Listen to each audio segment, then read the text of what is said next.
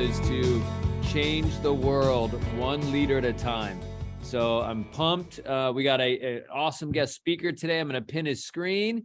I'm going to pin my screen as well so we can jump right into it. But we're going to add some value today. I guarantee you that. So first of all, we got Rendell on today. Rendell's an entrepreneur out of Columbus, Ohio. His business is on pace to do $1 million this year in business, which is pretty awesome. Rendell, I mean, first things first, you mind just describing a little bit about home, a little about life and growing up, where you're from, so everybody can get to know you a little bit. I'm gonna throw myself on mute. My earpiece just died as we were just messing with it as we're trying to get started. So, but go ahead, Rendell, take it away. Yeah, no problem. First and foremost, Ken, thank you definitely for allowing me to be on this call and, talk to you guys today as well. Excuse me if my voice cracks a little bit because I'm feeling a little bit under the weather this morning. But no, so my name is Rendell Buckhalter. I am 27 years old. I'm actually born and raised here in Columbus, Ohio. So to kind of give you guys a little bit of a background about me and kind of understanding who I am as a person. So growing up, I was actually raised in a single parent household where it was just me and my little sister. So I grew up without a father figure at all. So for me, life was a little bit different being an inner city Black kid, not really understanding myself or really, what true success looks like. But, on the back end, I actually had a very good example because mom growing up was working 2-3 jobs to be able to support the family. So I was actually raised also primarily by my grandma and grandpa. My grandpa, he was a military man, retired. So he was very structured. And then, he's from, Lexington, Kentucky. And then my grandma was actually from Little Rock, Arkansas. So I got a lot of a deep South, kind of morals, values, and standards and things like that as well, too. So let's just say I got into a lot of trouble when I was cutting a lot of grass. But growing up, so kind of going back to being, in a single parent household, I felt like, growing up in life, I really only had 2 options to really make it. For me, it was something military based and or it was just honestly, getting a scholarship to play sports. I played, 3 different sports in high school. So I played basketball, football, and ran track. Basketball was my first love. But kind of fast forwarding a little bit, more towards my high school, I was actually becoming a talent I never knew I had. I actually started playing football my junior year. And I started JV, and then my second year and senior year, I ended up starting first string wide receiver. I was one of the number 1 offensive guys going into the season. Now, the reason why I'm telling you guys this is because, like I said, a lot of times growing up, at night, when I lay my head down the pillow, I see different people growing up with 2 parents, a happy household. And, for me, I had a lot of uncertainty for my life. I didn't know, who I was going to be and also who I was going to become. So when I got really good at football, I felt like that was really like my outlet. Now, on the contrary, as I said, I wanted to do something military based. So to give you a little bit more context to that, I actually wanted to become a Navy SEAL or a Secret Service agent before all of this crazy part about it. I wanted to be that guy that left for like 6 months to a year and I come back and, I can't tell you about my life and what I just did. But, with me being really good at football, I was like, you know what, I'm going to go big. I'm going to go all the way. Like, I'm going to do this. Unfortunately, right before the season started, I broke my ankle. I broke my tibia and fibula clean through, and that derailed my football career and also, me being in the military, because anybody who has military background, they don't really take people who are broken, quote unquote, as we like to say. So, here I am, I struggle with all these identity gaps growing up, all these uncertainties, and I really started to find my edge and my niche for myself in high school, and it got stripped away in literally like a blink of an eye. So, that whole senior year, I went through a lot of, I guess you can kind of say depression, to be honest with you, because, here I am watching my classmates, my brothers, go out there playing football, basketball, and also running track, and I'm just sitting here steady and I don't know what to do with my life. Now, as I said, my mom growing up, she was a great example. She worked 2-3 jobs. She's been a PCA at the Ohio State University. You got to put the D on there. If you say Ohio State University, you're saying it wrong. Stop. Yeah. Okay. Yeah, I know you're Penn State, Ken, I know. I know. We're doing a whiteout, by the way, in a few weeks for you guys. So watch out. We'll see. It'll be a red out after we're done. Probably will. We'll see. But after high school, I got really lucky, honestly, because, my mom, she worked for Ohio State. So what this means is I got half off tuition. And, with her being a single parent, I was able to apply for grants and things to be able to actually fund myself through college. So I was like, you know what? I'm going to work smarter and not harder. So I went to the Ohio State University. I started off at the Ohio State Newark campus. I'm like, all right, if I can't be out there doing all the crazy stuff, snapping necks, maybe I could snap some keyboards and criminal justice IT. I was like, okay, maybe I could do something Secret Service related on that side of things. So I went in and, I'm a first generation college student as well. So a lot of things were different for me. This was new. No one was telling me to go to class anymore. No one was, peeking over my shoulder. Hey, you have an assignment due, right? And, I went into my GEs and I got to my psychology course, and I'm a very outside the box thinker. And, what I learned about college, nothing against it, it was very structured and it put me in a box and I didn't like it. So I was like, you know what? Something has to change. So I transferred to the main campus and I switched my major to business management, mining and entrepreneurship. Now, this is where things the business side of things kind of starts to take a play in a role. And and I was going to the OSU for about 2 or 3 semesters. Mind you, first generation college student, no one telling me what to do. I'm a guy that loves to play basketball. So I will literally go play basketball for 6 hours at a time. And that's exactly what I did throughout my whole college career. I got off track. I was terrible with time management. I wasn't taking care of my responsibilities. Grades actually started to plummet. I got on academic probation. I couldn't get my grades back up. And I actually got kicked and dismissed from the University of the Ohio State University for academics. So I got kicked out of school because I blew my opportunity with grades. And I had to reprove myself and get my GPA. So GPA back up, excuse me. So I ended up going to Columbus State Community College. And honestly, I was going there for a couple semesters. And I'm like, why am I doing this? Why am I here? What's my purpose of being here? I'm literally blowing away money and also blowing away time. And, I took a step back and I was like, you know what? I need to take a step back from school. I need to figure myself out as a young man, as a person, who I want to be in life and what I want to do. So I went directly into the workforce. First job I had, I was working actually at a graphic design shop. So I'm super big into graphic design. I was screen printing, embroidery, doing, Illustrator, any graphic designers, you know what I'm talking about.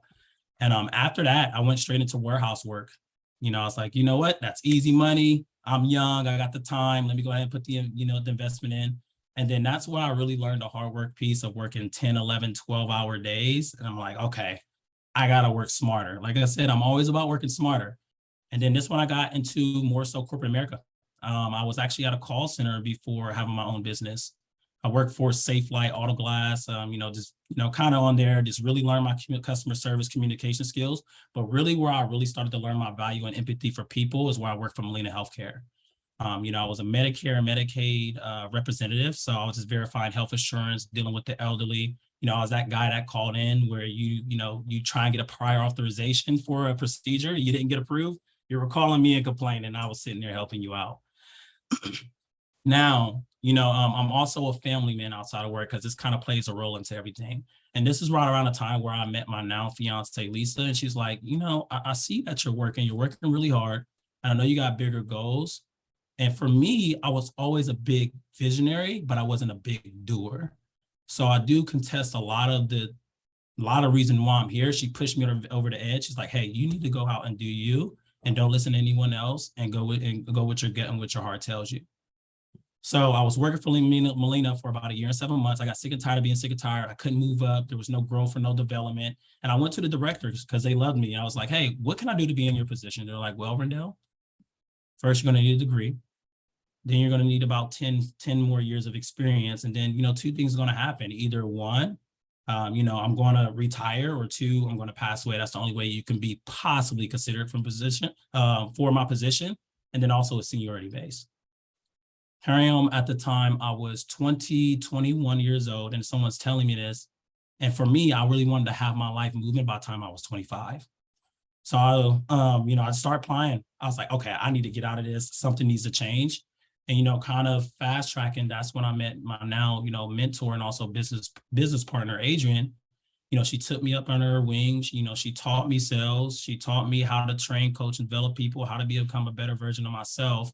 And then in at the beginning of 2019 is actually where I first opened my first company.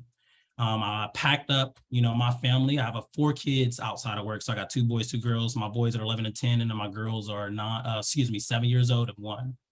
At the time, we only had 3 though, but just only 3. We're done. I promise you.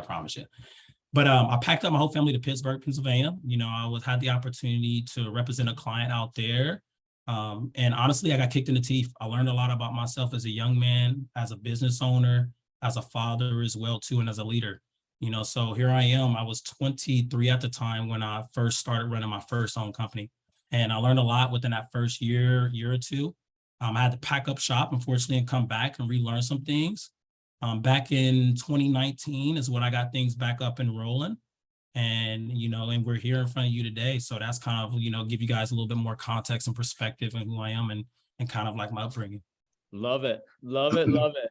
From warehouse, and you got your ass kicked at Ohio State. I guess they do. I guess they have standards there. I always thought they didn't. No disrespect to the Buckeyes, but sort of, kind of. Yeah. Hey, listen, the interesting thing is I partied so much as a freshman at Penn State that I too fell into the academic challenge where my GPA dropped to like a 2.5, 2.6. And a lot of people don't know that because I partied like a rock star. I had a fantastic time. And then I was like, oh shit, I'm going to lose my scholarship and I'm not going to be able to play. And I got my shit together and, similar situation, right? It's interesting what happens, what you do when you get, pushed around a little bit. So Rendell, so you start in sales just a few years ago. Tell me about, just real quick, someone new at sales, what's your best tip for them to get good at sales? Yeah. To be honest with you, people before product. At the end of the day, everyone in life has a need for something. So if you're selling something, they naturally need it, but it's all about you to be able to make that connection and show empathy and compassion for that person and really feel and really hear and resonate with what they're trying to tell you and how you can actually help them. So you got to be people driven first over product. People don't know how much you care until they know how much they don't care how much you know until they know how much you care. So care for people first. The second piece, you got to be a student. You got to get a coach at all times. Sales is a constantly evolving career from what I'm seeing. You're always going to have different people, different personality types. So you always have to make sure you have a teacher to be able to teach you the necessary skill sets. And then, my last and final piece for someone in sales is be the person to people that you wish someone was to you. And what I mean by that is, no matter what industry you're in regards in sales, people go through stuff. We're in very uncertain times and people have a need for a lot of different things, but you got to make sure you have the want and compassion for people first to be able to really help close that sale, as I should say. So there's people before product, be a student and be that person you wish somebody had. Love it. Love it. Love it. And, listen, in the last year or two, I remember, when was Orlando? Orlando. I can't remember. Was that like 2 years ago? Yeah, about 2 years ago. So I remember we met, and obviously you were working with Adrienne, and she's taking you under her wing and kind of helping you getting rocking. And I remember you at that meeting, you pulled me aside and you said, "Hey, Ken, I know you work out every day. What time are you working out in the morning?" And I think I told you 6 a.m. or something. And you're like, "Okay, I'll be there." And I was like, "Yeah, that's what a lot of people say." And because I know you're an athlete, I like mess with you a little bit, but you showed up at 6 a.m. We worked out for an hour. We talked a lot about life and business and everything else. And I do that sometimes. I do crazy random things and like challenge people about how disciplined they are and how much they really want it, just to see who they are and see how much effort I'm gonna put into them. And it's interesting because from that day, I started realizing you were serious about your career.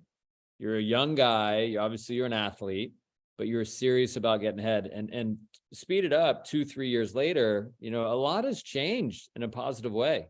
What do you attest, just this last year or two of growth and performance? What do you attest, removing the great coach you have that you work with side by side? Obviously, that's a huge positive. Not everybody has a coach like that. but what are things that you've done? Yeah. So funny story before I start that. I believe I beat Ken there by about 5 minutes earlier that morning. I'm gonna throw that out there. But no, to be honest with you, mindset, it's me first, is what I started to really understand. So one biggest thing that I started to learn, I learned this actually from one of my coaches, is that, success, business, and entrepreneurship is all about transfer of energy, excuse me. So what I mean by this is that life simply works in frequencies and also waves. So, kind of how I like to explain this is, when you're trying to turn it to your favorite radio station, right? A lot of people think you're just sitting there turning a dial and then you're getting the station. But what's really happening is that you have that transmitter that's, I don't know, however many miles away. And what's really going on behind the scenes is that there's a wave frequency that your car is putting out to be able to connect with that transmitter. So with that being said, I had to really start changing my habits and mindset, because I had to understand, in life, you attract who you are and not what you want. So I had to really take a step back and look at myself in the mirror and ask myself, hey, am I letting my weekend life bleed into my weekday life? What is my self-talk, the conversation that I'm having with myself on a day-to-day basis? Also, what is my standards? What people am I allowing around me? What am I allowing how am I allowing, people to treat me as well? So it first started with my mindset.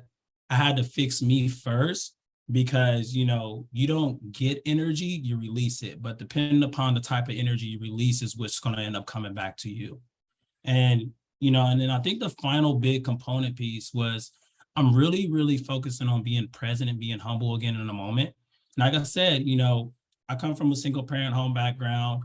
I got started with my career. I started making a lot of money, right? And I'm like, oh, wow, dollar signs. Like I could start kind of spending more. I started to feel myself get a little bit more arrogant, and I got away from who I was in the core as a person.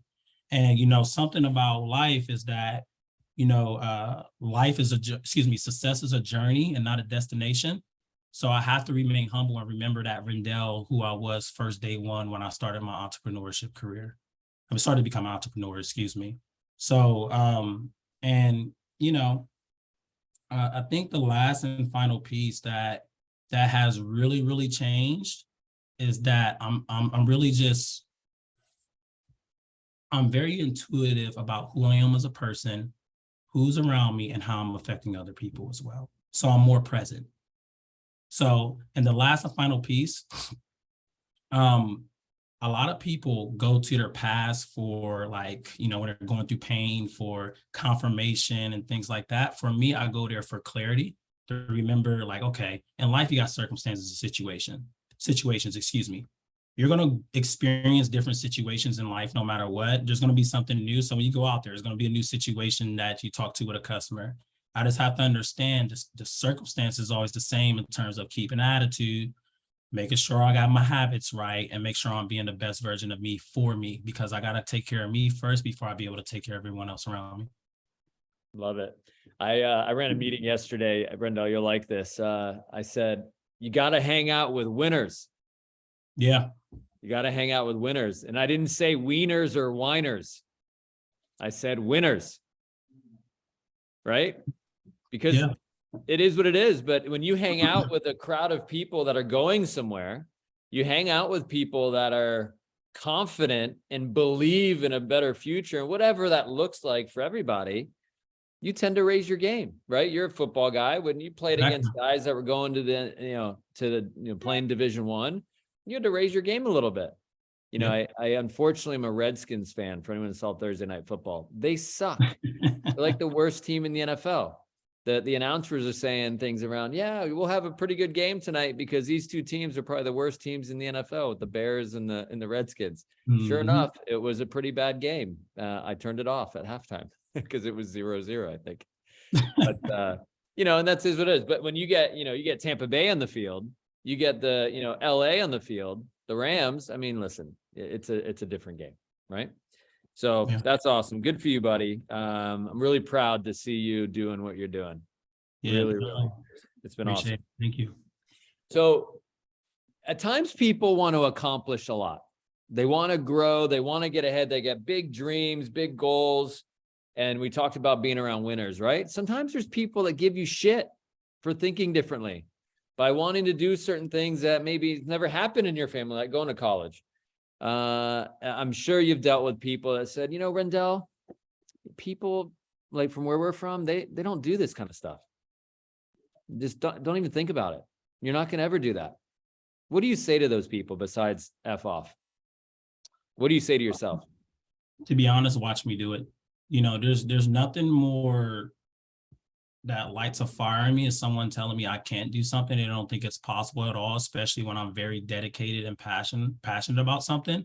Because for me, you know, like I said, I went to college for some time. You know, I had those friends who went in, you know, got 4-year, 5-year degrees, account finance, and, you know, working for these big corporations and companies and things like that as well.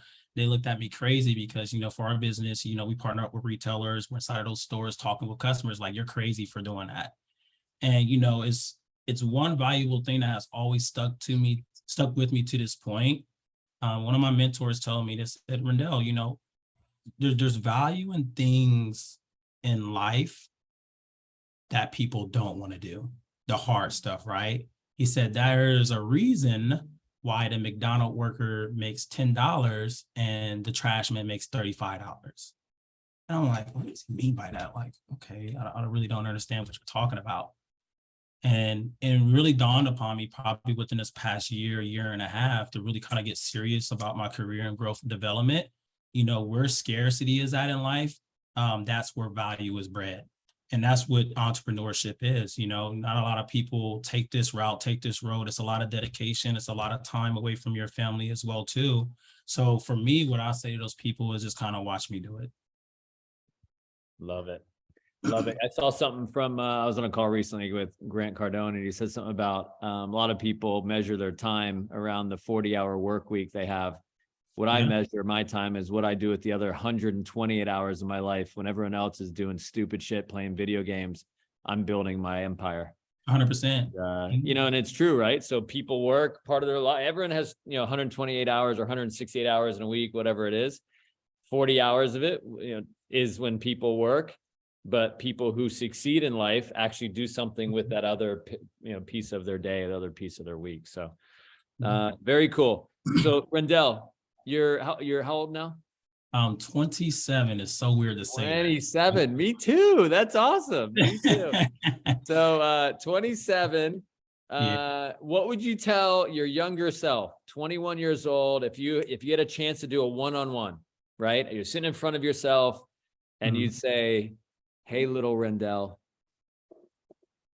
blank. What would you tell little Rendell? No, I love that. So I think the first thing I would really tell myself is don't get comfortable. You know, one misconception that we have in life is that we have enough time.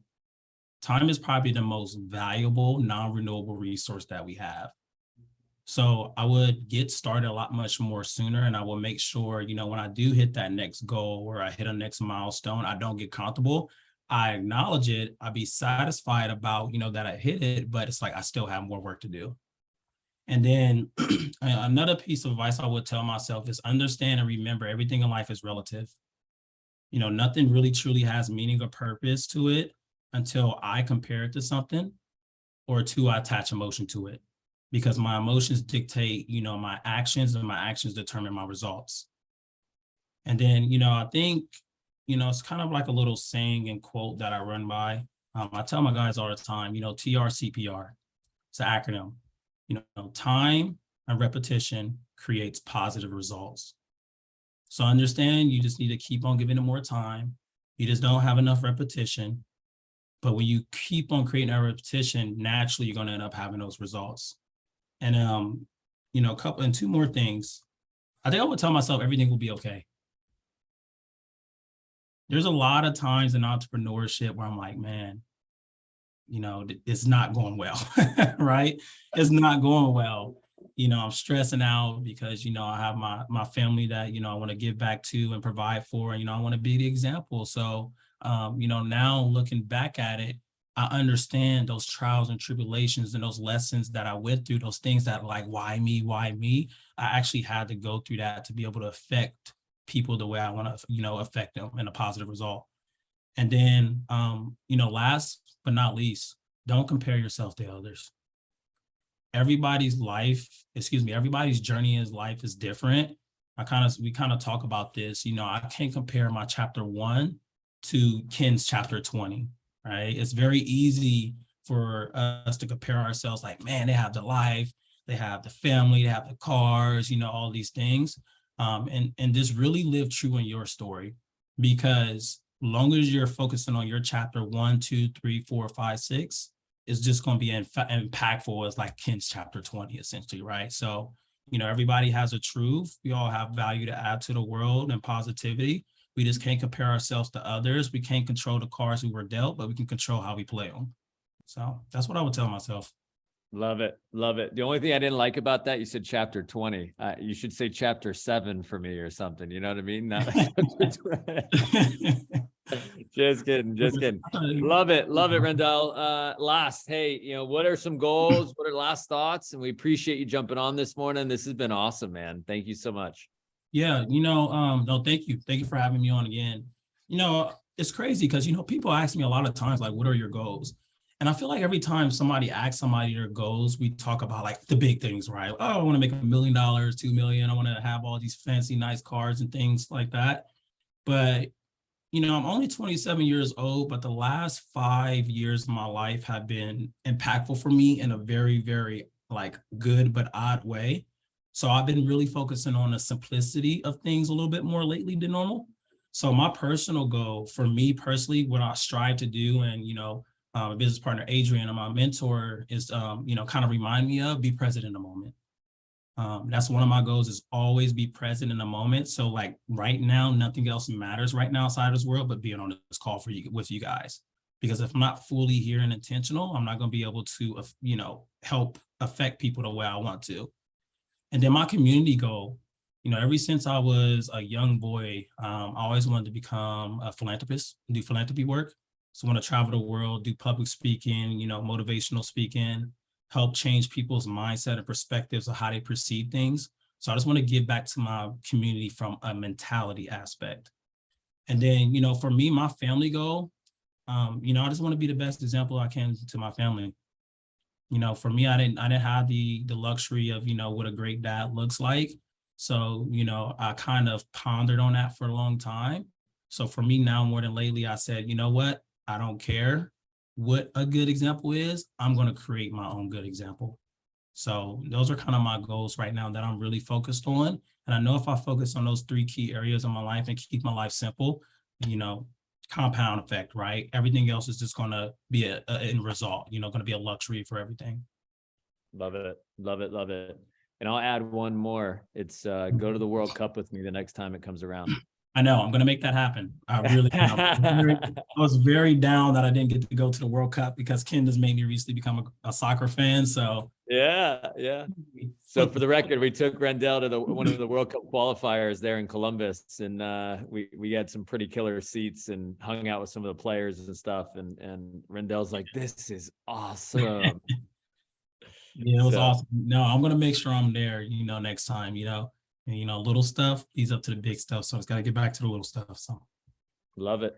Love it. Love it. Well, Rendell, thank you so much for all the wisdom this morning and sharing your story and being so open and vulnerable. I love that about you. Such a bright future, and not just, in our business, but in general. And that's what I'm most proud of when I bring some of our organization on these calls. So thank you again. If you in a place to take your computers or cell phones, whatever, off mute, happy Friday. Thank you so much. And everybody have a fantastic, fantastic weekend.